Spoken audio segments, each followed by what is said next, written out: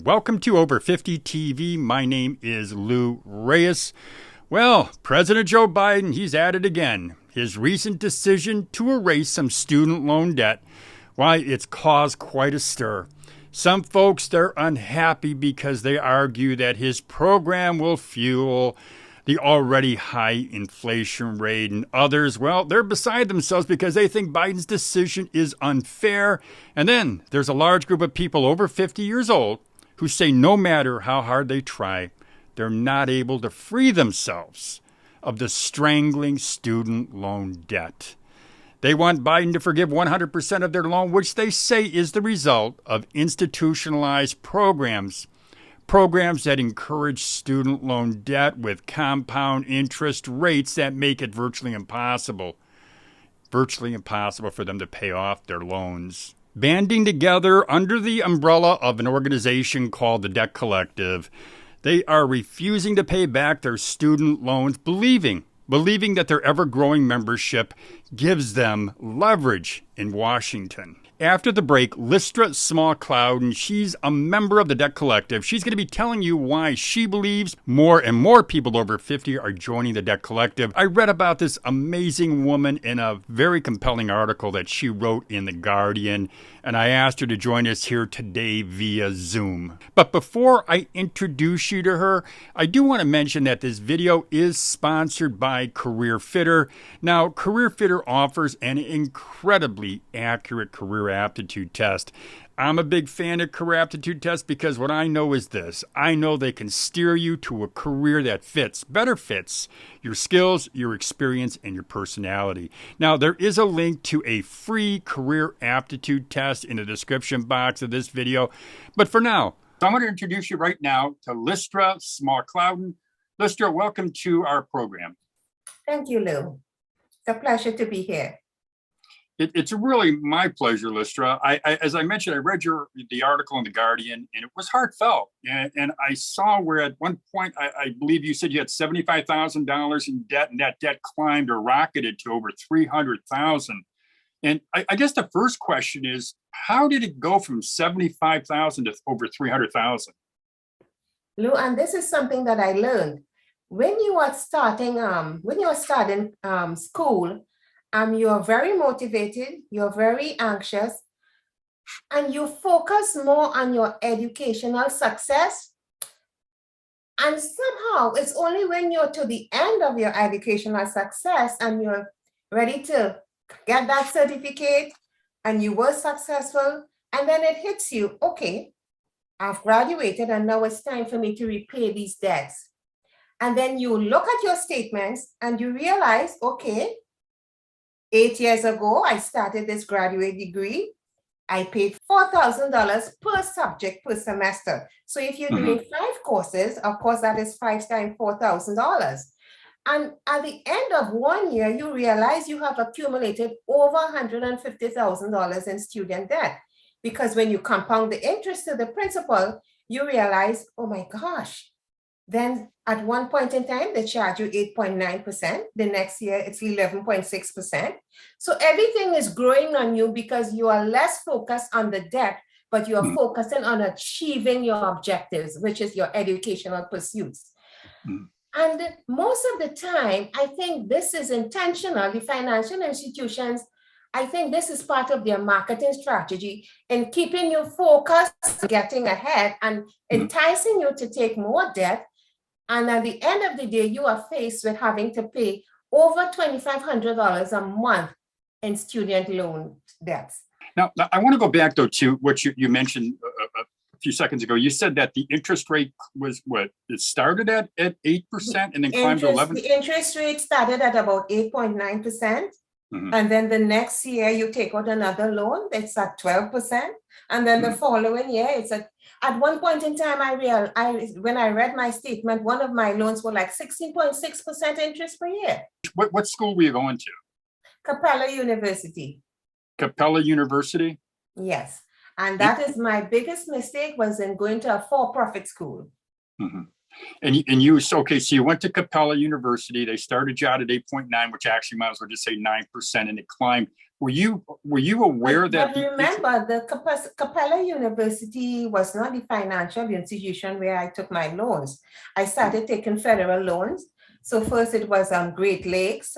Okay. And then it changed. Yes. So it's through Cappella University. Of course, the financial aid department and Cappella University, they interacted as the mediums and actually ensuring that these loans come to you so freely, because they, of course, they have their own interests. Okay, you're excited, you're eager to take the classes, you get the loan, and you are looking at two things. Number one is you're looking at being an example to your children.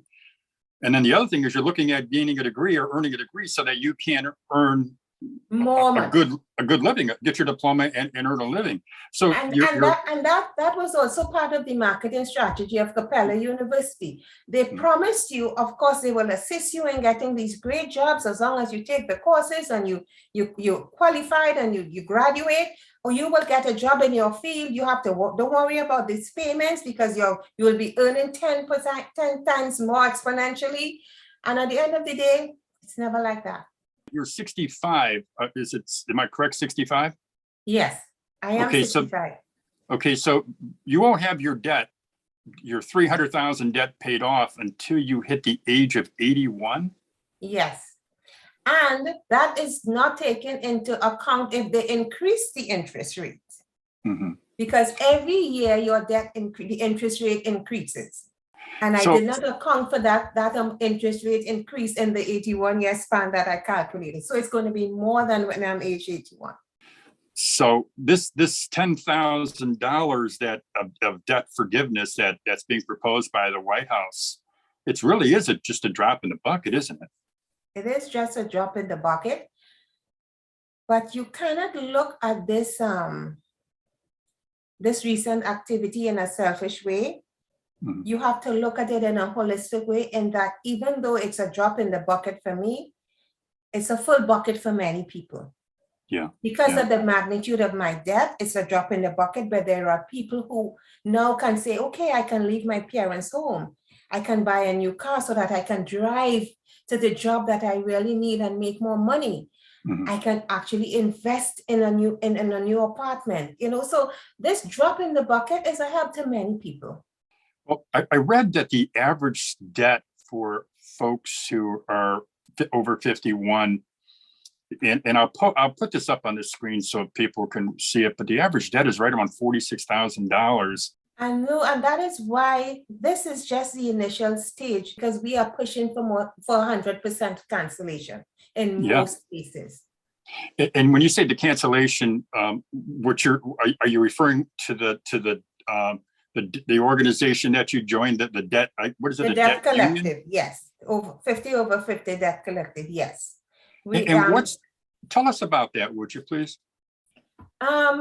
What we realized is when we joined the debt collective, people over the age of 50 were saddled with a high amount of student loans. So we thought we would shift the focus and separate the people over 50, of course, for many different reasons, their ages and the amount of debt that they carry. And most of them carry the debt because of parent plus loans as well. And because of the economy a couple of years ago, you had to have a certain level of education in order to get the salary, the base salary you wanted to live a comfortable life. Sure. So most people that are over 50 went back to school in order to get that degree, because they were told, if you have this degree, you will make this amount of money. And you are a struggling parent and you are willing to do what it takes to educate yourself and actually lead your household and have the financial means to actually lead a comfortable life. So that's what we did. We went back to school because we wanted to get a better paying job, but it never panned out that way. Because of the structure of financial aid and the loans, the structure of the loans. There is no way you can actually pay these loans and lift your head above water and say, okay, I'm comfortable, I can pay off these loans in 5 years. No. So the debt collective, the goal is to band together, to work together to get total forgiveness? Yes, the goal is to band together, stand strong, and just refuse to pay your debt, because you take all your retirement and all your savings and pay that towards student loans. So you keep pouring money into a big vast of water that is never going to allow you to float above. So here's a question for you, though. What do you tell somebody? Because I know you've had to have heard these comments. What do you tell someone who's saying, well, why is Biden forgiving this money? It's not fair. I had to pay my student loans off. Why do other people not have to pay? What do you say to those people? I want people to understand that we didn't just wake up today and decide we are not paying our student debt. We have been paying. And we realize that we have been taken advantage of by the financial institutions because of their changing policies, and because they keep selling our loans from financial institution to financial institution, and this debt keep rising. So it's not that we were sitting back on our laurels all these years and being irresponsible citizens. We have been paying our debts. But because of the structure of student loans and the policies of the financial institutions, it made it impossible for us to pay the loans. Yeah. So yeah. we because we are striking, because we want the Biden administration to take a look, not just give us a $10,000 reprieve, but look at the policies and the procedures of the financial institutions and restructure the system to make it fair. Lystra, let me just close this discussion here, this interview, by just asking you to, so if you had a chance to sit down with President Biden, what would you say to him about the student debt? And for people who has been trying to pay their student loan debts, I think consideration should be given to these strikers, the 100% calculation, but not only the cancellation of the debt, but restructure the system so that it will be fair to the borrower. Because right now, when a debtor goes on strike, who does it benefit? So if you make the system transparent and fair, both parties are on an equal footing, so you can repay your loans.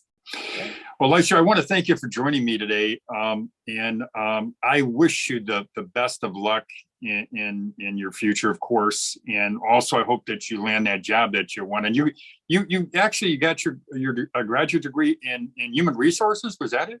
Yes. Yes, I have a PhD in organization and management with a focus on human resource management. Yes.